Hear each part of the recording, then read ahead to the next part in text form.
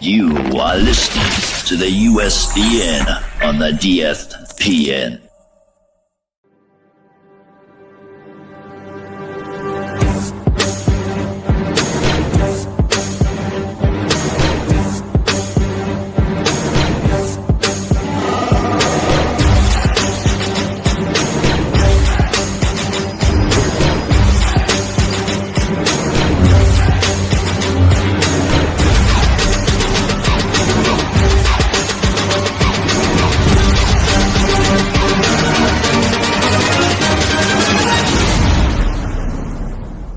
It's a trap!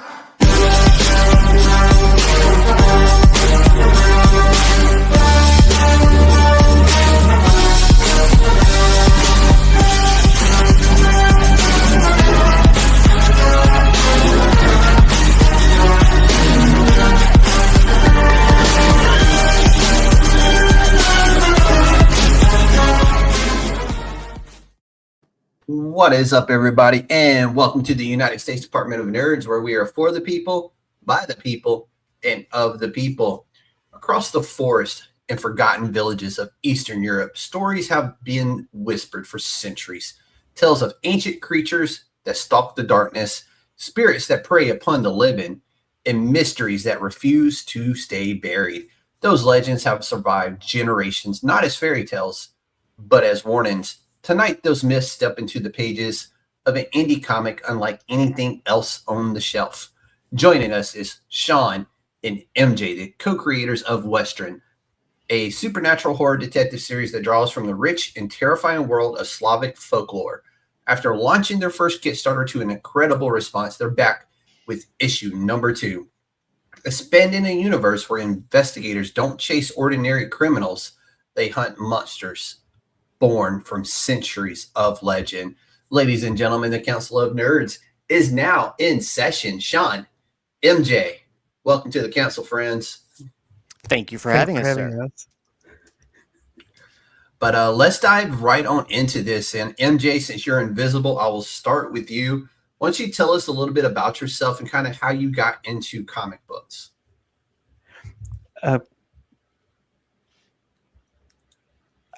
Well, I got into comic books as at a young age, reading Donald Duck comics that my parents had, and then I later jumped into Marvel and DC. Give us a tell everybody about like who you are and kind of just like where you're from, what do you do, and just kind of just give us just tell people who you are, MJ. So I'm Maciej. But most people call me MJ. 23-year-old living in Germany from Poland.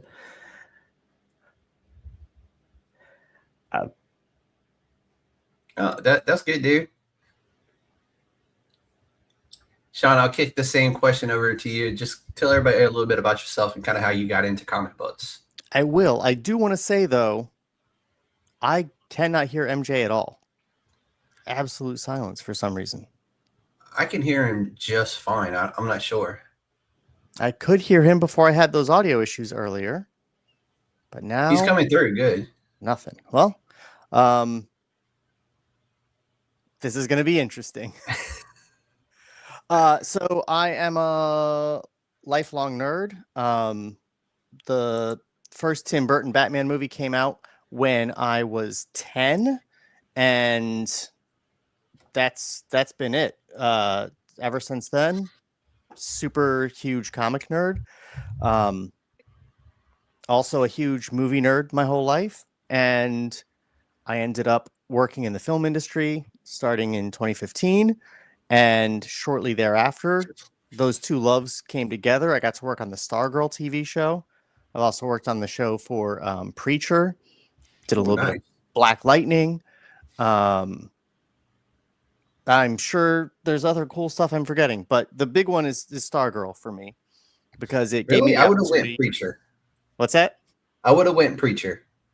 Well, I did less on Preacher, but it was very exciting. But on Stargirl, I got to work directly with Jeff Johns and James Robinson. Okay, yeah, no.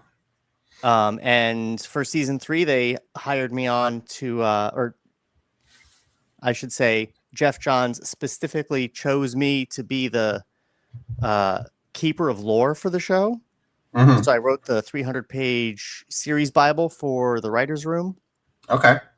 And that whole experience was very much like writer's boot camp, with your drill instructors being Jeff Johns and James Robinson. Yeah. And it was great. It really kicked up my love of writing and gave me the confidence to like take a shot. So when MJ was like, "Hey, do you want to co-write a comic with me?" I was like, "Boy, howdy." And then I had to explain to him what "boy, howdy" means, because he's He's a Polish, he kid. doesn't get our idioms. And he's young, man. He's young. He's still a baby. It's true. I'm the old timer of the project. But we'll kick this next one over to MJ, since he invited you onto the project. MJ, kind of how did the two of you meet? We met on the Discord server for at DC Multiverse Wiki. Okay. No, keep going. He was on another server, and the people from the Multiverse Wiki begged him to join. He joined, and that I asked him about a series Bible, how like advice to how write the series Bible, as he wrote the series Bible for Stargirl. And yeah, we kept talking, and I guess. And I can hear him now. I messed with some settings and it worked. Good. Dude, that's really cool. That and I get those stories a lot. That we met on in a Facebook group, or we met in a Discord server, and I just think that's the coolest way. Just two people, star-crossed writers and artists, so to speak, getting to meet by chance and putting together a fantastic project. And this is kind of for both of you. When did y'all realize that Westron was a project that y'all were going to pursue? And I'll start it with you, Shawn. So I agreed to co-write something with him. He didn't have anything in mind specifically at the moment, or didn't mention it anyway. And I kind of didn't expect anything to come of it, because, when you're in creative fields, people are like, "Oh yeah, we should do something together" all the time. Yeah. And then like it just fizzles out. But MJ, to his credit, got on Discord and was like, "Hey, so here's the thing I was thinking of. Here's all of my ideas," and just like this wall of text. And then was like, "You said you'd co-write it with me, so smiley face." And I sort of went through it and was like, "Wow, this is a lot." And then we got on a call, I think, and chatted it out and worked out sort of the through line and figured out what was too much in there and cut some stuff out and figured out how to, and then it sort of grew organically over time. And we just found a really good story that we can, it's actually sort of, it's 7 stories. Our plan is 7 story arcs, and they're all individual cases that you can read on their own. Oh, that's really cool. But they also make up one cohesive story when it's all done in full. X-Files-ish. Yeah, I mean, those kinds of like supernatural procedurals, like X-Files and Supernatural, are like kind of in the DNA of this, but mixed in with the weird Slavic stuff from MJ's culture. No, it's really cool. And I've always enjoyed like anything with folklore, from whether it was European countries, Asian countries, you name it. I think those make very good stories. And MJ, I'll ask you the same question. What made you go to Shawn, of all people, Shawn, and say, "Hey, let's make a comic book together"? That's a very good question, and I don't know. It felt right. It felt right to ask him. Yeah, it was probably like, this guy's kind of a jerk. I bet he'd be a good writer. They always surprise you, right? Like, I've met some jerks in my time, and they ended up being some all right people. So, but this is for both of you. And MJ, I'll start it with you. Kind of, how does this creative partnership work today between you?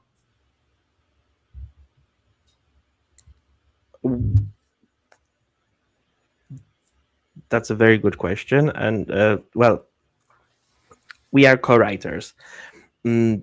But Shawn is the main writer. Mm-hmm. Do you want me to do my analogy? Yeah. Do the analogy. Okay, so basically, MJ brings the ingredients, and I cook the dish. Gotcha.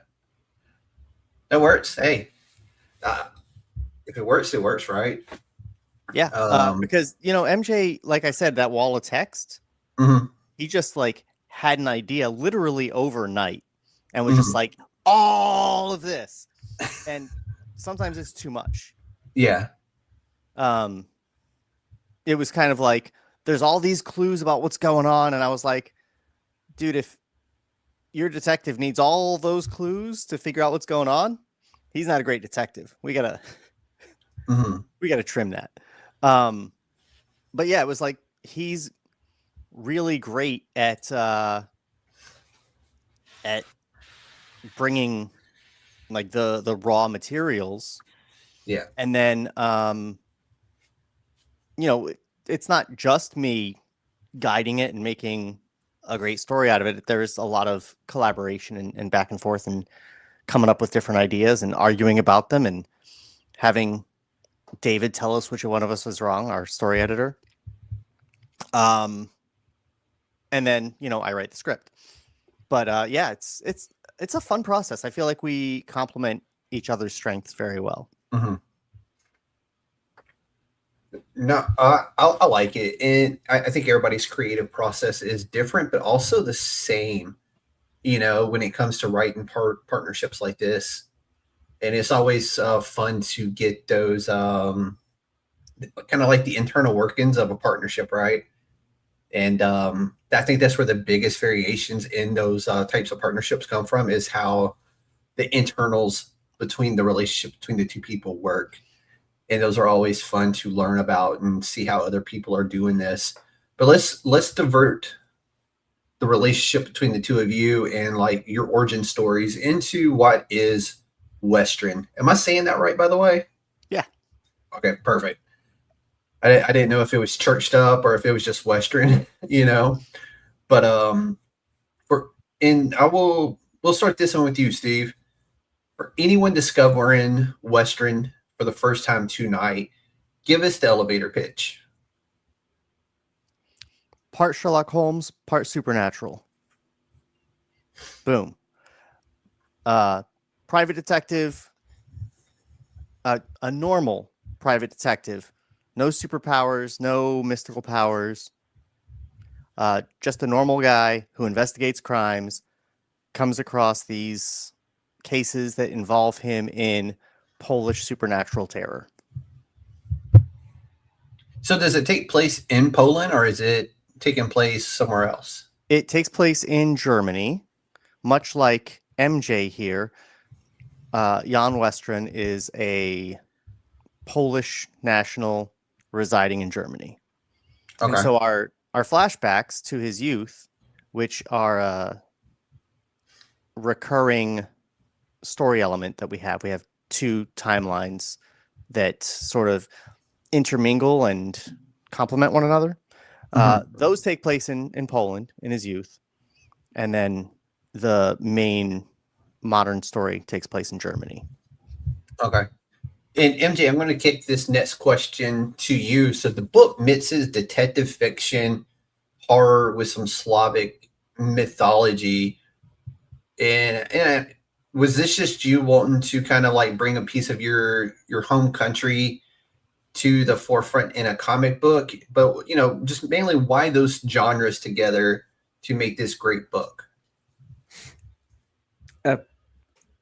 I love detective stories. I love detectives, and I wanted to have a detective.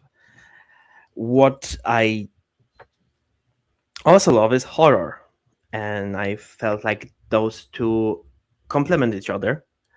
And because Slavic mythology is, I think, is great, and there's such cool things in it, and outside of The Witcher, there's nothing really which showcases it at all.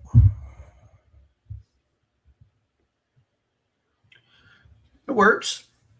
Yeah, I mean, outside, you know, we got The Witcher, the Winchesters kind of do that, but I think he means our specific subgenre of monsters. gotcha. Okay, no, Because he's you right know, then. you can find werewolves and vampires everywhere, Wendigos or Wendigos, however you pronounce it. You know, pop up here and there even, and that's a lesser known one. But like this Polish stuff, the monsters we're using, I've never seen in any popular culture. Yeah, Maybe that's like deep dive RPGs, but that's about it. Maybe. And that's what really drew me to this, and why when y'all initially contacted me, I was like, yes, like no hesitation. Yes, I want to talk about Slavic, you know, creatures. And I think it's untapped. So it's something new to talk about, and I'm all about it. So in MJ, I'm going to kick this to you, since you know you're specifically drawing upon your culture and your background. So for viewers unfamiliar with these myths, what makes them so rich for storytelling?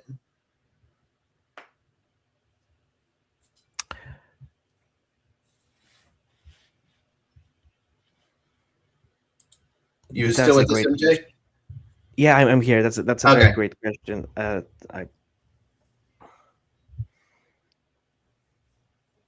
I need to process. Sorry, it's. No, you're good. He speaks 4 languages. You know, it takes some time to.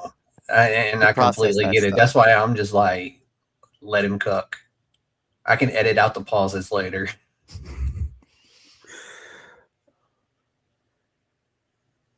I will say, while he percolates, it is an untapped well. That's like a good thing about it.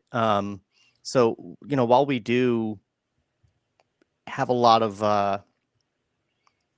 while we do like look into the mythology, we're also not like slavishly devoted to it. So we can deviate as we need, and people aren't going to get all mad about it for the most part. And we don't have to go way outside, you know, way afield to come up with something new with these things, because everything is new with them.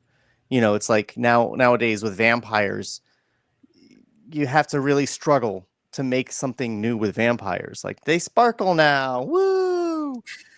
Yeah. I agree with you 100% there. You still with us, MJ? Yes, I am here. What I think it's great on the untapped potential, and most people, as Shawn said, don't know about them, and some of them their look is the design of the creatures are weird, like Basilishek. It's a like a lizard with a chicken head and wings. It's I like it. Yeah, that's a lot weirder than like man but wolf. Yeah, the chupacabra, you know, and I like it. It's so different than what we're traditionally used to, that it works so well, because it is just this untapped potential. in these stories that y'all are putting together. But let's build this world together real quick. So one thing that immediately stands out is how different these monsters feel compared to vampires and werewolves that we have been talking about.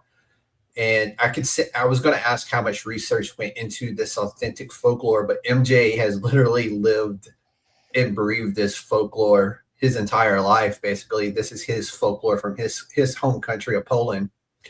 And I do what I can to keep up, you know. There you go. I like it. You committed to the gig, and that's like top notch stuff right there. So we're not restricted just to Polish mythology. Mm-hmm. That's the main well we're digging into. Yeah. But I've long loved like Welsh and Celtic myths, and so we'll bring some of that stuff in later on too. It's on the roadmap. But all stuff that's like very, like, what the hell is that? I've never heard of that kind of stuff. Go ahead, MJ. I want to say that we have also something from the Filipino folklore. Yeah, that they have some really good stuff too. Yes. The I can't think of the name of it now, but it's the one that eats the not the babies, but the placenta. Like they drink the amniotic fluid from the placentas of unborn babies. But yeah, it was an episode of Grimm. Okay, that's how I know about it. I really was hyped about that show when it came out, and then I watched a couple episodes. It just didn't grab me. It was good until the last season. I don't know what happened. The last season is where it dropped off for me. And it's been rumored that it's coming back either in a movie or a follow-up TV series. But I thoroughly enjoyed it. However, like I said, that last season was just like, I don't know what the hell they were trying to do. It started off right until it wasn't, which didn't take long. It derailed. But so do y'all ever find yourselves like, and I know you mentioned this briefly, like balancing the historical accuracy with telling a compelling comic story too? Because I mean, you want to make the monsters and the folklore as close as possible to the actual folklore, but you also have a comic book story to tell, and there's certain elements of a comic book story you kind of got to check off on that, and that one can be between the both of you. Well, MJ's core concept really helped with that, because when you do see these sorts of things in things like The Witcher, it's in a sort of medieval / fantasy setting. Yep. But ours is in the here and now. It's in the world in the 21st century. And so it's taking those things out of their familiar setting, from which is the only setting they're ever written about, because you know, people weren't still in the 1950s going like, oh, the Baba Yaga, you know, let's make up some new stories about her. It's all from like medieval periods. And so when you transplant them into the here and now, it is basically freeing you from a lot of the baggage that they carry with them and saying like, okay, now how does a person in our time deal with that? Mm-hmm. What do you think, MJ? Yeah. Also, if in the mythology there was only one creature of that type, like I personally look at it as a species, and that was the only one that was recorded in a way by the people who were writing those stories back in the day in universe. Yeah, they are sort of like there's this one thing. Yeah. And we're sort of making it like, well, that's a species. Yes. Okay. No, I like that thought. Sort of like, is Bigfoot like just one Bigfoot, yeah. or are there Bigfoot around? Yeah. Big feet. Now, I like that concept a lot more than it just being one. Otherwise, if there was only one, why would it be seen for generations, right? everything has an expiration date on it. So no, I definitely like that there are these creatures, but there's multiple of those creatures. Otherwise, how else are they going to last through the generations? So, and then it sort of makes them a little bit less mystical also. mhm. You know, so it's not like this is the only one of this thing, and so where does it come from? You know, you have to start thinking about that kind of stuff when you're telling a story, especially if it's centered around a mystery. Mhm. But if it's a species, then you don't have to worry about how did this come to be. You just have to accept that it is and figure out how to kill it. Yeah, no, spot on. And MJ, when you thought of this world of Westron, like how big did you envision this being? Oh, very big, and that would the world itself very big, and that Western would be on a very small percentage of it. What could be achieved in it, and yeah, It was originally part of like a big shared universe idea that was Mhm. percolating with MJ and someone else before I came along. And we sort of like how, you know, John Constantine, for the most part, you know, he's in the DC universe. Superman's there. All the big stuff is happening. Darkseid exists. But when you tell your Constantine story, you're just keeping him in his little pocket, you know, Yeah. and not acknowledging, you know, you don't have Constantine walking down the road lighting a cigarette and you see someone flying in the background. Mhm. But in the end, we decided to just take it out of the shared universe concept. Yeah. I think that was largely me because I am really, really tired of people trying to create shared universes right out of the gate. And I get very, very exhausted thinking about it. Yeah.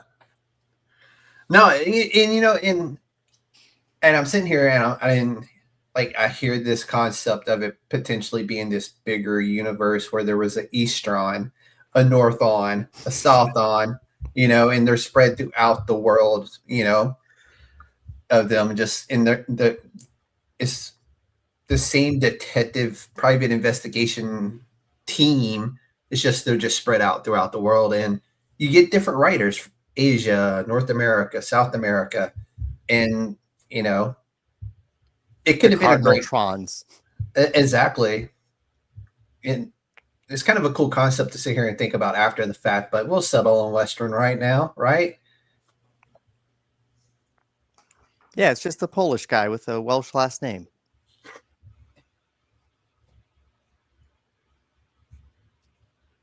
That's good. But let's create the horror behind the book. And you're both, you know, you're writing this joint story together. We all have our different fears. And MJ, I'll start it with you. Is kind of like what kind of scares you as a storyteller to lead you to these types of stories? I'm not easily scared, and I don't really know the answer to that. Yeah, I think it's more a matter of like what horrible things excite you. There you go. There you go. It's a little scary to think about actually, because I also like I don't get scared of much except for like the ever looming specter of late stage capitalism. But you know, it's I guess we're all kind of serial killers at heart, like deep down, because I'm not watching a horror movie and getting scared by the movie. I'm watching a horror movie going, Mm-hmm. We're all and one I bad know day that's away what from MJ's it. doing. That's probably the exact sound he makes. We're all just one bad day away from snapping, right? Like falling down. Maybe. MJ from the ethereal abyss, maybe. Or maybe I'm already there and you just don't know it yet. But what kind of films or novels or comics or even video games kind of influence Western? And I'll start that with you, MJ, and then I'll let Shawn answer it. That's a very good question. The influence is definitely, there's some influence from Constantine. There's definitely influence from Teresa. There's definitely some influence from, but not. Sorry, that was too loud.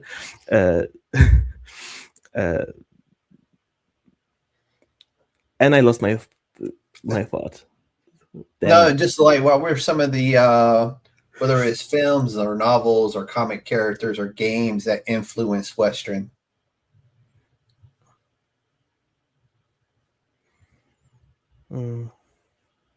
Outside of those two, the bigger, like. So I'll say that from my end, a lot of the detective elements, I was inspired by the Shadow novels. Okay. Which I'm a big fan of, and the radio show. I mean, the radio show is a little more, campy kid fun. Yeah. But the novels are like really straight up good mysteries from the 30s. So I dig that. And, our opening scene in the first issue is just a straight up lift from your supernatural procedural shows like Supernatural and X-Files. Mm-hmm. It's two girls walking through the woods, and I hope when you read it, you just are like, oh, so they're going to die real soon, right? Because that's, when a, roll film on Supernatural, here's some people you've never seen before, at least half of them are going to die in the next couple of minutes. Yep. We've got the same thing going on, and that's our inciting event for the entire first story arc. And so, I feel like why not steal that kind of cold open prologue situation from television and adapt it into comics? If it works, right? Absolutely. So let's dive into some of the characters in Western. And without any spoilers, really, who are the central investigators? Who are your main characters in this story?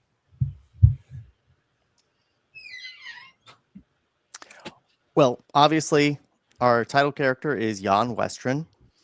He is, that's the guy right there. Jan Westron is a professional private investigator. He has attended a prestigious academy for 7 years that is just for learning how to be an investigator. And in the fullness of our first story arc, you'll find out how that came to be. But we catch up with him after he's already established his own firm and everything. And he has an ally in the police, Dominic Waschenbach. I don't even know if I pronounced that properly. MJ, correct him if you need to. Weschenbach. I was pretty close. You're really Yes, damn you were close. close. You're really damn close. You start putting dots over shit, and I don't know what to do. You and me both. But yeah, he's an investigator who has sort of risen in the ranks a little bit through being helped out on some of his cases by Jan in the past. And so he catches this case in our first issue, and he calls in Jan for help pretty much right away because there's a time factor. And then most of our other characters are really either missing or dead. Easy to write them off, right? At least at this point. Yeah. We have some childhood friends who recur as adults in the second issue. But really, the focus is primarily on Jan trying to find the missing 14-year-old girl after her sister is found murdered. Oof. In the Yeah, woods. Had to be in the woods, right? Had to. You got to start this stuff in the woods. Yeah, dude. I like it. This is my type of stuff. So what kind of emotional struggles does he deal with underneath the supernatural mysteries? Because I mean, the dude's a private eye. We all know private eyes have their quirks, their imbalances.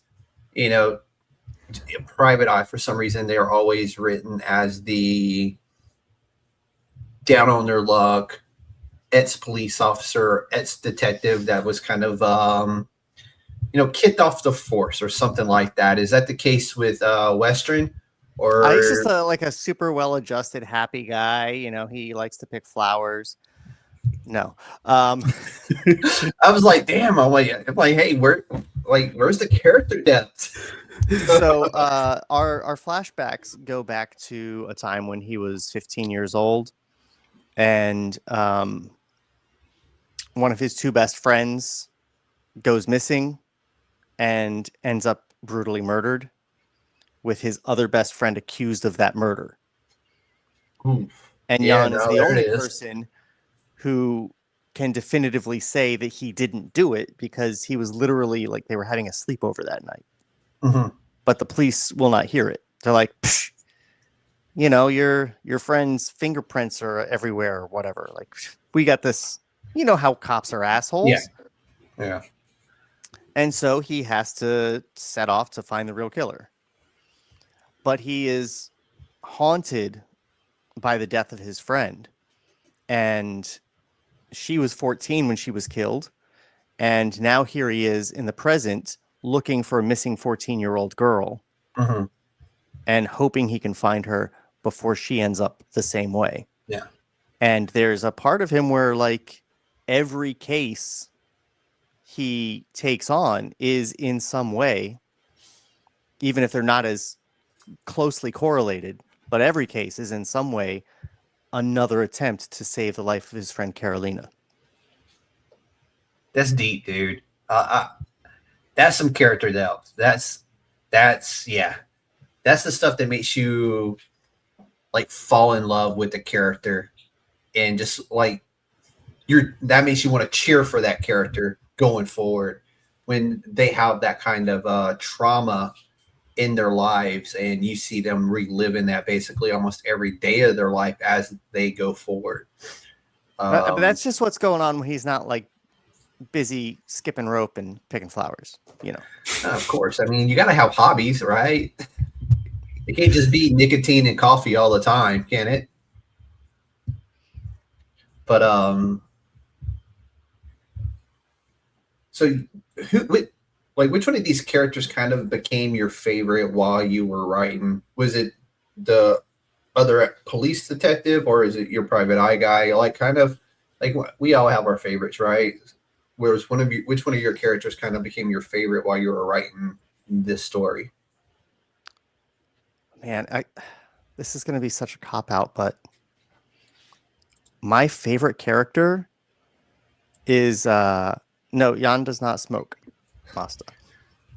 My favorite character, because he's smart. My favorite character is actually one that we haven't met yet. Okay. Who doesn't turn up until chapter 5, our 5th story arc. But that character sort of like moved into my head, kind of fully formed. You know, Jan, it took some work to get to know him. But this other character, bam, right in there. I know exactly who they are. I know exactly what they're going to do in any situation. And I really, really want to get us to the point where that character can come into our lives. How about you, MJ? You got a favorite one yet? Yeah, and that would be the same as Shawn's. Damn it, you're gonna make me wait 3 more issues? Oh no! That's No. That's our Three more. 5th story arc. Way more issues. Yeah. I will say that character is kind of brings a little more fun and levity. Mhm. While not making it silly or anything, but yeah. So it's You got to have something to offset the almost all the time serious Shawn Westron, character. There's got to be something there, right? Eventually, that kind of like interrupts that type of lifestyle that he's living in, right? yeah, and I also his friend that was accused of murder as a teenager, they're still best friends and now business partners in the modern day. Okay. I mean, not to be too much of a spoiler, but he solves the case when he's a teenager. But he the interplay between him and Jan, because they share the trauma of losing their mutual friend Carolina. Their interplay is great because they share that trauma, but also live it in different ways. They internalize it in different ways. And Phillips is more rational, I would say, because he was like she went missing, dude. You had no chance to find her. You were 15. It's not like the police were like, hey, can you help us find your missing friend? When you're 15, you trust the cops to find the missing girl. Mm-hmm.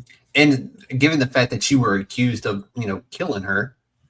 Yeah. So Philip has the more rational take, but Jan still blames himself completely irrationally, but it's what drives him. And so you kind of got to let him have it.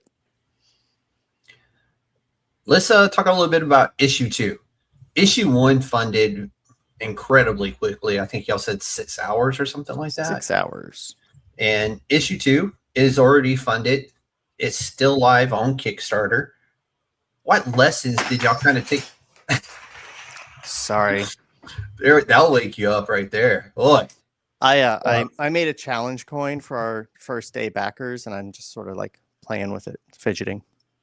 And I dropped it, so that's on me. And that's beers on you if you're in the military, buddy. But what lessons did you take away from that first Kickstarter that kind of, when you got to this next Kickstarter that you were like, okay, we know exactly what to do and where we need to go with this? And that's a question for both of you. God, I would never say I know exactly what to do. It's just like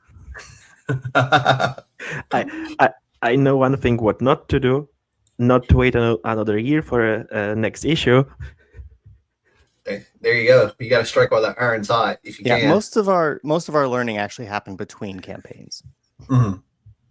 We did a good job on the first campaign, and we sort of wanted to build up a follower count and a little bit more of a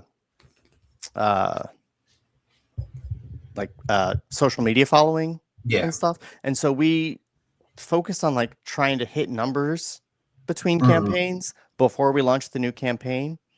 And we wanted to like get an animated trailer for the comic done so that we could build those numbers. So it took until we had the issue done and then the trailer done and then starting to try to build numbers. And then it got to the point where we were just like, oh my God, it's been a year. We have to launch immediately. And now we know not to do that. Definitely not. Because you can do all the work in the world. You can build all the social media numbers you want. But if you're not creating new content, new material, people are going to lose interest. Yeah. And, so instead of focusing on like building up these imaginary numbers of followers and to the campaign and to our social media, we just are gonna keep posting updates because clearly I sort of intimated, but issue 2 is done. We're not trying to fund the creation of this issue. It's done. All we need to do is print it once the campaign's over. Mhm. What we're trying to fund is the art for issue 3 so that we can move forward like that. And so Mustafa, what comic book from Keanu Reeves didn't do great? Because Berserker sells out every week or every time it hits the shelf. So I'm not quite sure which comic book you're talking about there. Sorry. did they make a Johnny Mnemonic comic? Because I can see that wouldn't do well. I don't know. You know, I almost didn't want to watch The Matrix because I thought it reminded me of Johnny Mnemonic. Johnny Mnemonic, yeah. And then I watched The Matrix and I was like, oh, damn. Oh, okay. All right. You're good, man. I was like, dude, Berserker has literally sold out every time it's hit the shelf. So, and not to mention all the spinoffs and everything else it's had. But no, definitely. I've seen a lot of books like fell issue 2 because it just people stopped caring. They would have a fantastic push on issue 1. Issue 1 do really well. And then it'd be a year plus later that they drop an issue 2 and people are like, oh, you're still doing this? This is still a thing. So I'm happy that did not happen to y'all and that y'all were able to maintain that by keeping the social media going. That's a big key right there, is keeping it fresh in people's heads. Once you have the followers, it's just constant updates and doing that kind of stuff and really using the Kickstarter to fund not the current book. Yeah, it's going to fund the print, but it's also funding the art for that next book. And I see a lot of people fail because of that. And I'm glad that's not an issue that you're going to have. When we started on issue 1, I kind of anything that I take on, I think about how I would react to it and do it the way that I would want it if I were on the other side of it. And I went into it having backed a comic book that I still haven't gotten. You know, Been there, done that one. This was a comic that raised over $80,000. Which one? There's been very few raise that. Super Killer. Oh, I didn't. That was before I started doing Kickstarters. Then, what year was that? I was like 2023? just a couple years ago, 2024, I think. Oh, okay, so yeah, I was getting into Kickstarter at the time. Vito something or another. He got the digital comic out, but I haven't gotten my physical one. But it still took forever. Like the dude raised 80 grand. That's and insane. It was taking forever to get this comic out. Yeah. If our first campaign had raised 80 grand, we'd be talking about our trade paperback right now. Let me tell you what. Yeah, no kidding. No kidding, dude. That's insane. $80,000 and you still can't get a physical copy. Now, I have backed the book in December of 2024 and I got it December of 2025, but it had a lot of issues going to print. And they did a really good job of keeping us updated on that book. And like, he's like, hey, I apologize, but hey, here's another digital book to kind of hold you over for a little bit until I can get the physical books in and get them sent to you. Yeah. And look, I know a lot of people are making comics and they're doing a Kickstarter so they can pay their artists and create the comic. And that's completely valid. I just went into this thinking I would want to have my comic faster than that if possible. Yeah. And so we put a lot of money and effort into getting the first issue done before we launched our campaign so that we could do it in this way. And it was that in-between thing where we were trying to juice up some stupid numbers instead of just moving forward with the project. I mean, the comic was done for months without us taking any action to like get it into the world, and we know better now. So they're going to come faster. But really, so it was that. And one of the things, there was a sort of a right-wing anti-woke comic imprint that started and was one of the worst comics I've ever read in my life. Not because it was anti-woke or right-wing, just because it was like really, really terribly written. And that campaign raised $3 million. What the hell? And I criticized it for taking a year to get its second issue out. And I hate that our second issue took a year to come out. Yeah. Because I was so critical of that. That's absolutely insane. Yeah. Genuinely, like someone in the chat actually here was one of the people that told me I should check it out. And I didn't realize that it was like a first-time comic book writer. It was like a guy who's like a right-wing commentator who decided, I don't like the way comics are, so I'm going to write one. And I read it and I was like, this guy like is a writer. I thought he was a comic writer that had split off on his own, like the Image guys back in the 90s. Yeah. But no, and I read it and then I looked the dude up. I had no idea who he was. I looked him up to see what comics he had written before because it didn't seem like he knew how to write comics. And I was like, oh, he hasn't written a comic before. He was just like, first draft done. Let's make this.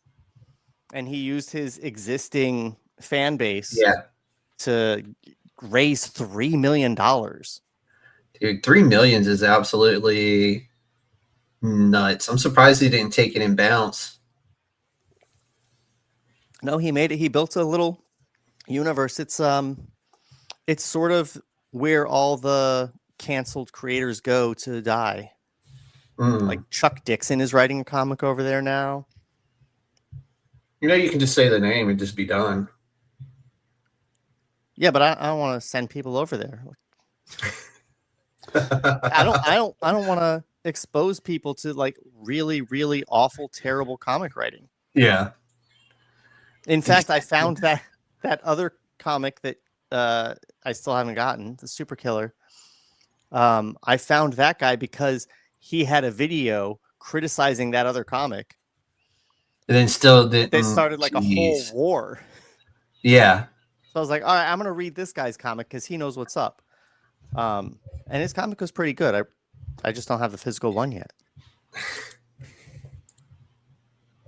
Dude, I get it, man. I've seen some wild things on Kickstarter. I've had people on the show before, and people like signed on to watch that show because that person was going to be there, not because they were excited for that person to be on, but because apparently they had did a Kickstarter years ago that never came to fruition, and people either wanted their money back or, you know, something, you know. Oh, damn. And I had to be like, look, what happened before this episode right here, I have no idea about. I wasn't even into comic books at the time. I went podcasting at the time. I'm like, hell, at the time, I'm pretty sure I was living overseas somewhere. So I'm like, don't come on my show with that kind of bullshit. I'm like, that's not me. And there's nothing I can do about it and nothing I'm going to do about it because A, I can't, and B, we're here to talk about this, and that's all we're going to talk about. I'm not going to dip into his past because that's not my problem. Fair. Y'all have problems with him? Message him. Do not message me. Do not complain to me. Nothing I can do about it. So you're literally just, you're wasting your time and your efforts and your energy. But well, yeah. You know, if I had failed to fulfill a Kickstarter previously or something and was here promoting another Kickstarter and people came at me about it, I would say, okay, that's fair. I deserve that. I would agree it's fair, but not to come on. Oh no, I guess this show and complain about it. Like, don't do that. You know, go to the person. Yeah. If y'all want to spam his messages while he's live, then by all means spam his messages, but don't spam my show, please. But yeah, luckily, I take satisfaction of our customers. Is that the right word? Even you're spot on. Very seriously. You know, yeah. I've got a poster that I sell on Etsy. I've been selling it for many years. It's a replica of a poster that John Lennon bought in an antique shop and wrote a song based on. It's the best replica of that poster in the world, hands down. I'm not too humble to say that, but I'm very serious about, like, if anyone has an issue, like, I take care of it, and I'm the same way with the Kickstarter. I would not do something like this if I couldn't, like, 100% satisfy everybody. I think that's why that will keep people coming back and keep people a fan of the product. Is you take care of the people. If there's a problem with a package, if there's a problem with shipping, if there's like, hey, I didn't get this, can you see where it went wrong? And you're on top of that and you're answering those questions right away, you're going to keep fans for life. And but let's talk about issue 2. Issue 2, I'm guessing, raises the stakes a little bit more after issue 1. Without spoiling anything, what can returning readers expect from issue 2, which is still live currently on Kickstarter, and that link is down in the description below? Well, really, issue 1 sort of sets up everything. It lets you know who Jan is and what his individual cases are in the present and in the past. And both those timelines at the end of issue 1 conclude with him setting off to, like, tackle the case. And so in issue 2, we're getting into those cases.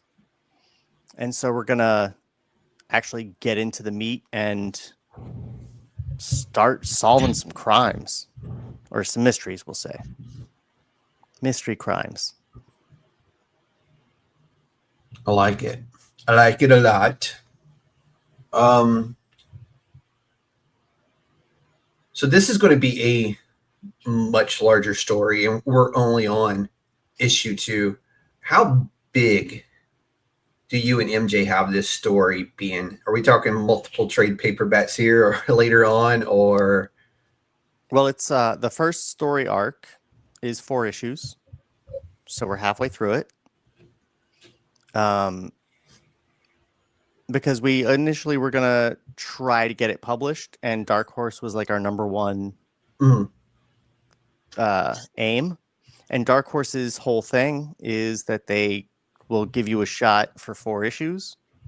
Yep. And then they'll see how that does and see if they want to do more. So we wrote this first arc as 4 issues specifically for that. And then they rejected us. So spot on. Very kind. Dark Horse like. It was a same day rejection because we had a little bit of an in to get rejected. Much better than waiting 90 days to get rejected, let me tell you. That's a true story. That is very true. But we do have 7 story arcs planned. We don't know how many issues each of them are going to be. The rest live just sort of as outlines. Yeah. Because you don't want to get too in the weeds and not be able to pivot and adjust as new developments occur. So right now the first arc is completely written.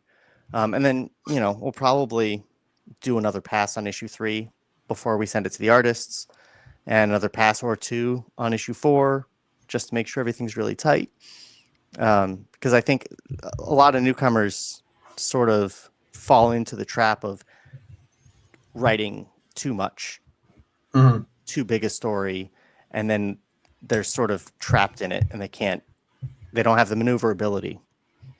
So we're balancing that. We have 7 story arcs planned, but we've left ourselves maneuverability. How many pages does each issue have? There are 32 page comics, 24 story pages, and then the back pages are, sort of, I wish I had one with me that I could pop up on the camera, but the back pages are, they're not ads. They're like in-world documents that sort of give you a peek into deeper aspects of the story. And let you know a little more who the characters are and what their histories are. Yeah. No, I like that kind of stuff. I like anything like that that's not ads. And I know some people who sell ads in the back of their book or in the front of their book or on the back page of their book, which is cool. We did do one ad because a friend of mine is a cosplayer who has her own clothing company that does like nerdy clothing lines. Yeah. And I just wanted to give her a little. It's a personal tie, though. Yeah, it's a personal tie. You're not. Did you sell it to her? Did you sell her the ad space? No. They offered to pay, and I was like, nah, just give us a shout out on your TikTok to your 1 million followers. There you go. There you go. Let's talk about indie comics. Indie comics are growing year by year. I actually think there's a lot more indie comics being sold out there than we realize, and quite possibly more than some of the bigger guys are selling each year. But why do you think readers are increasingly looking beyond Marvel and DC? And MJ, you've been quiet for a little bit. I'll kick that to you first. I think because indie comics may be unexpected. You can get stories that otherwise would not be published, and way more interesting and personal stuff. Because how much can you do with Batman or with Superman? And also the big comics stick mostly to superheroes, and comic is an amazing medium that can contain any genre, not just superheroes. 100% agree. Yep. I'm, as a lifelong superhero fan, I can tell you that I'm like really exhausted with superheroes. I barely read any superhero stuff anymore. I'm still like going and seeing every superhero movie immediately because I remember being a young nerd and having to wait 3 years between superhero movies. So I am not going to squander this golden age of superhero content. Very true. However, Very true.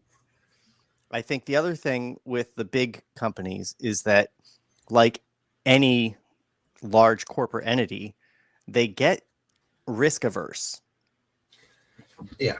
And so they don't want to take big swings on really interesting concepts.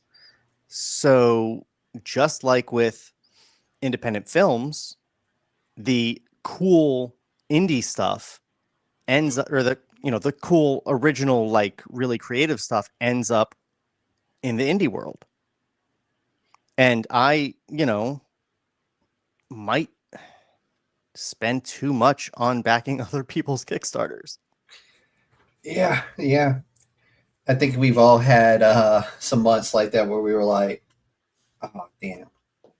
I will say, speaking of other indie comics, just today launched, I consider it like a sister campaign. We both consider. Our story editor, David Anderson, launched his comic today on Kickstarter called Tales of Sir Chance. And I'm his story editor on that. And it's drawn by one of our illustrators. Oh, nice. So, once you've backed Westron, go check out the Tales of Sir Chance. It's great. It is great. It's a steampunk robot thing in a very unique setting. I'm pretty familiar with it as the editor on it.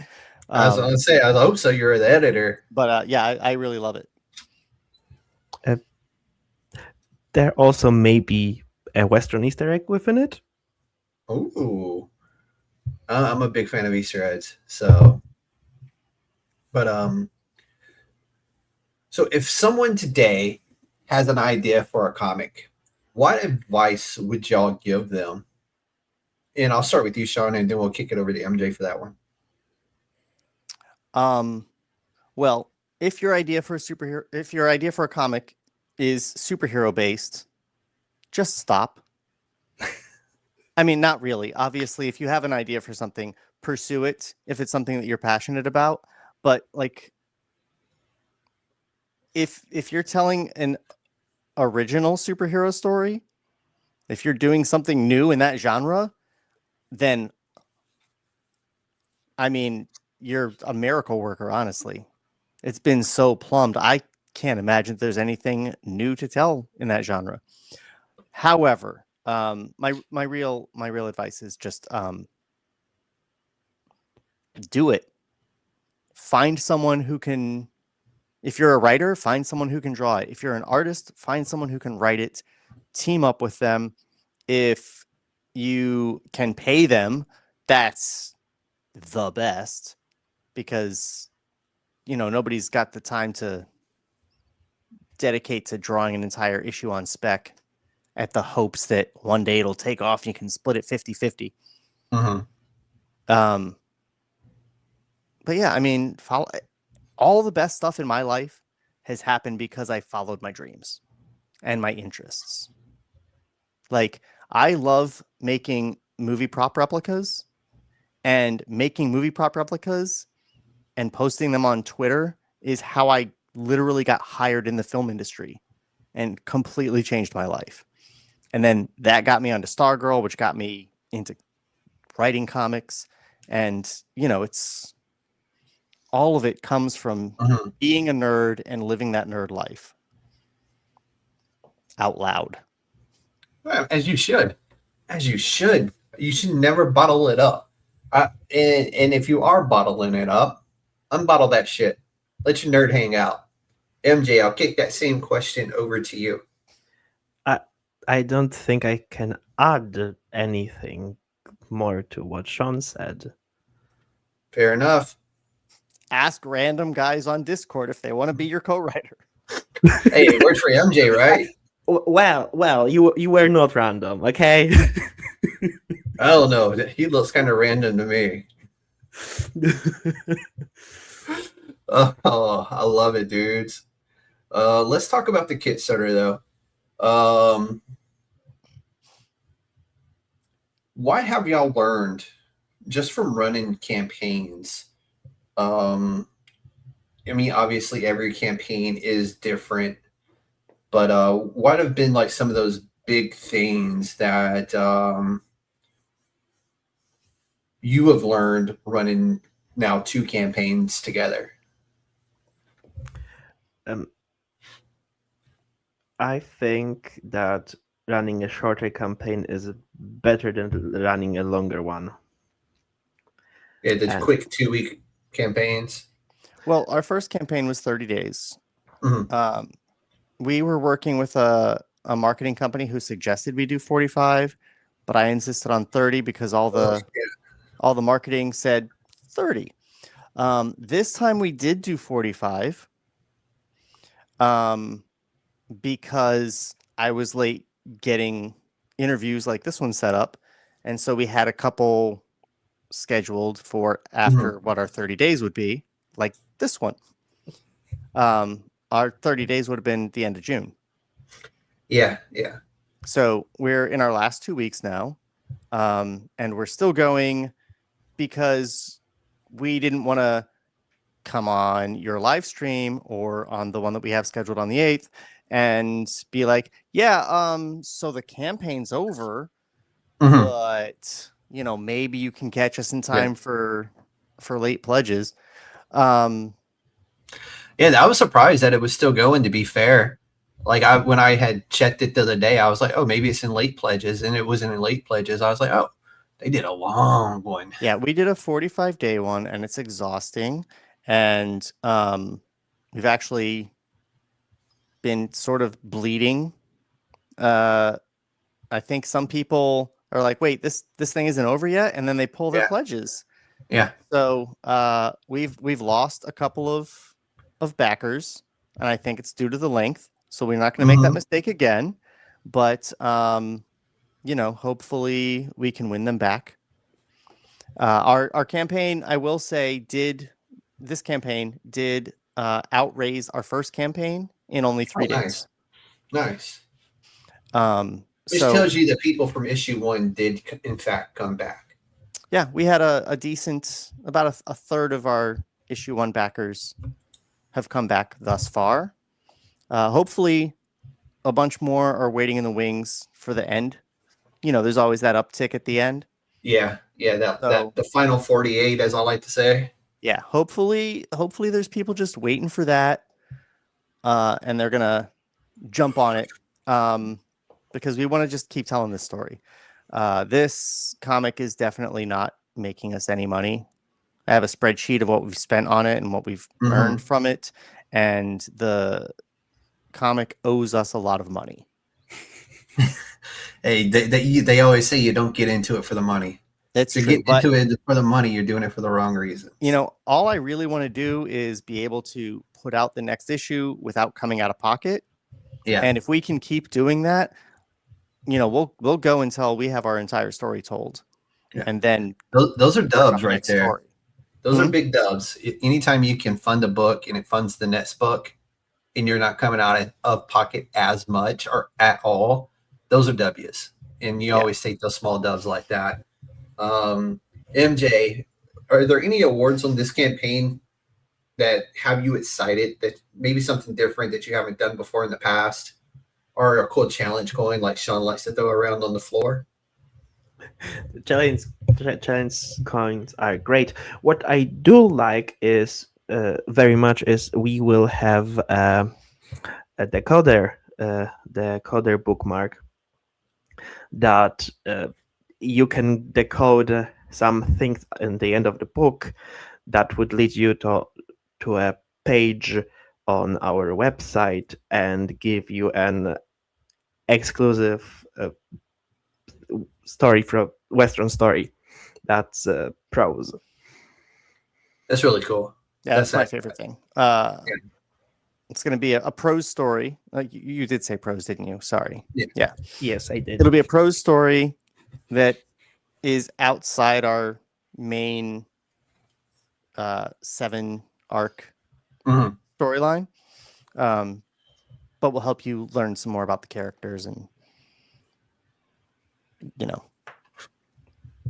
But beside backing financially, how can readers and fans help the campaign succeed? I know the answer to this because I wish more people would do it, but what's y'all's opinion on that, or what are your thoughts on that, I should say, on how readers can best help a campaign? Tell your friends. Oh, you're into the show Supernatural, or you're into mysteries, or you're into Evil Dead or whatever. Well, I heard about this comic. You should check it out. That's it. Yep. Share it. It's my biggest one. Just share the shit out of it. Tell your friends. Tell your enemies. Yeah, then the best way to do it, share it. Share the social media. It's nothing to hit that heart, the reblog, and the add to story button. It costs absolutely nothing, barely a second out of your day. And to me, that is the best way you can share your friends' content, period. And I wish more people would do that sequence, because all those buttons are right next to each other. Heart, share, add to story. And it goes a long way. It really does. Both sides of this world, not just the comic book world, but the podcasting world, the social media world. If you enjoy what that person is doing, the simplest things is to just share what you enjoy and what those people are doing. But let's look ahead. You never know what a share is going to do. Exactly. It's like, you'll see, someone will sign their name on a dollar bill and it'll turn up on the other side of the country. You share a post about our comic, then maybe it gets in the eyes of somebody else who shares, and maybe for some random reason, some like mega celebrity follows that person and they get it in their eyes. Yeah. And then they're like, oh, well, this seems cool. Repost. Boom.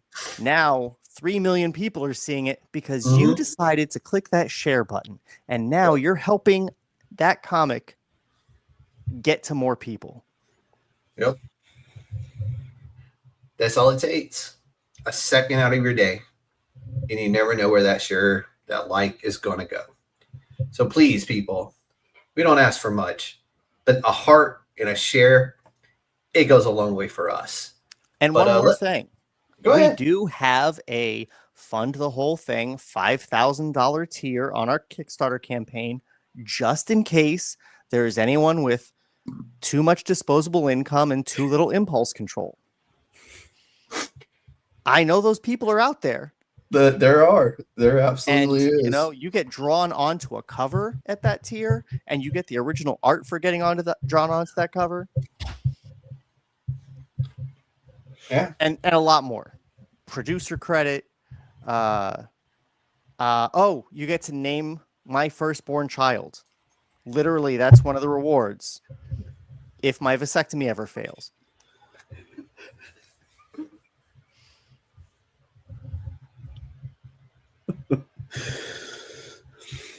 There we go. The best I'm so glad that award out there. I'm so glad that I could turn you beet red like that. That's fun. Let's hope his vasectomy never fails. Like, God forbid. You know, look, someone that's gonna spend $5,000 because of poor impulse control, they're the same people that are on these betting websites taking chances on weird stuff happening. Yeah. So, you know, just think of it like that. No, 100%, 100%. Let's just hope that holds up. But let's look ahead. Where do y'all see Westron in 2 years from now? And MJ, I want to start that with you. We got to give Shawn time to cool off after that one. Yeah, I agreed. Where do I see Westron in 2 years from now?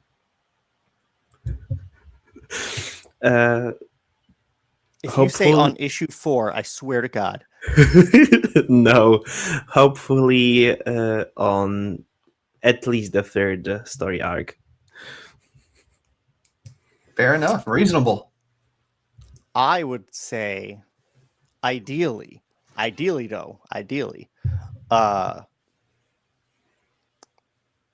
maybe Apple TV nipping at our heels saying like, hey, we'd like to develop this. That would be pretty dope. Or HBO, whoever you want, MJ. God.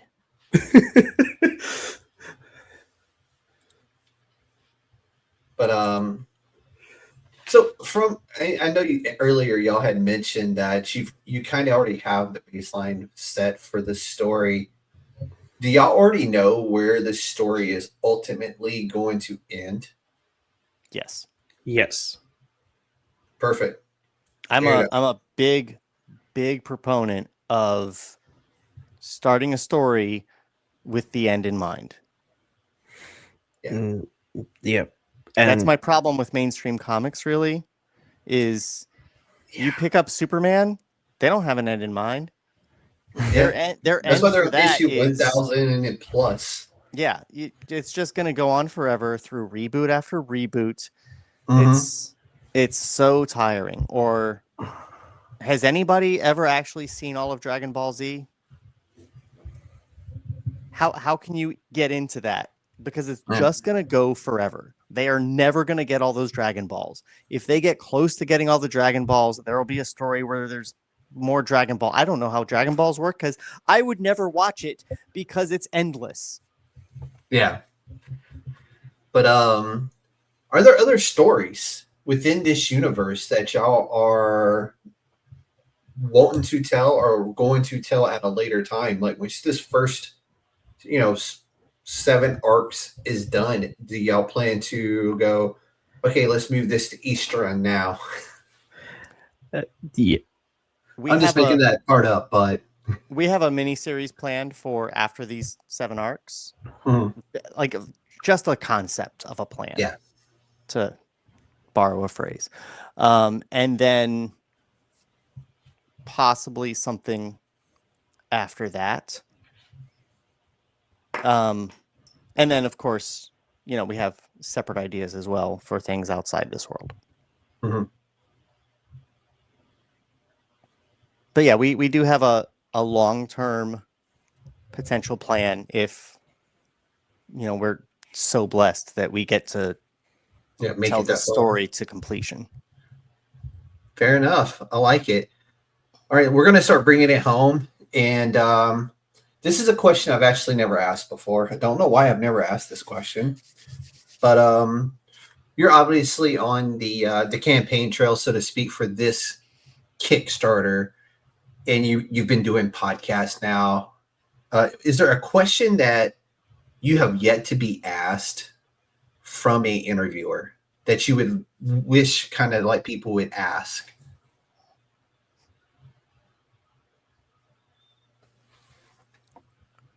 I think probably like, how much money would you like? While they're holding their wallet. That would be great. Fair enough. Fair enough. You already have my money, though. Outside of me giving you monies, is there like just something that hasn't been asked? But that's a good one. I like that one a lot. I don't know. I don't think that I've encountered the like, man, I wish someone would ask about that. Like, I feel, because I mean, no matter what you ask me, I'm gonna talk endlessly, obviously. Oh yeah, yeah. So, I'm not personally missing out on any opportunities to talk about shit. How about you, MJ? What do you think? Not really. Sometimes maybe that I was prepared to answer this specific question and that question never came. But yeah, I don't think mostly about that. I don't know. Yeah. I try to be thorough. I try to take people on the journey. That's my big thing. I try to take people through a journey of who you are to the book into where we are right now. And that is where can people find Westron? The Kickstarter, your social media, throw all that out there for people. Well, if you just go to westroncomic.com, that's WESTRON comic.com, they'll give you everything. It's got our socials on there. It's got so many links to the campaign all over the place, standing out. Can't miss it. It's in the description. And if you want to go straight to the campaign, it's westron.fandomlim.com. In the description. In the description. But westroncomic.com will get you sorted for everything. You can learn more about the characters there, get a sense of the overall feel. Yeah. It's really easy to navigate, people. All the links that he just mentioned are actually down in the description below, including USDNs. So make sure you go through there, you click them, you hit follow on all of them, and we will be forever, eternally grateful to you for hitting those follow buttons on our social medias. But Shawn, MJ, thank you both for joining us tonight. Was a blast having you on. Thank you for having us, Mr. Chairman. Thank you for having us. Absolutely. And MJ, I know it's past your bedtime, bud, so we're going to get you off the bed now. All right. Okay. So Westron is introducing readers to an entire mythology that many comic fans have never explored, blending supernatural horror, detective storytelling, and folklore into something that's very uniquely its own. We wish you nothing but success with Westron issue number 2 and can't wait to see where this story goes next. And hopefully you will come back and talk to us again for the 3rd issue. And to everyone watching, if you've enjoyed tonight's conversation, be sure to support the Kickstarter, follow Shawn and MJ across social media, and let them know the Cancel sent you. Ladies and gentlemen, this has been the USDN Podcast, where indie comics come to life. The Council is now adjourned. Enjoy your 4th if you celebrate it, and y'all stay safe out there.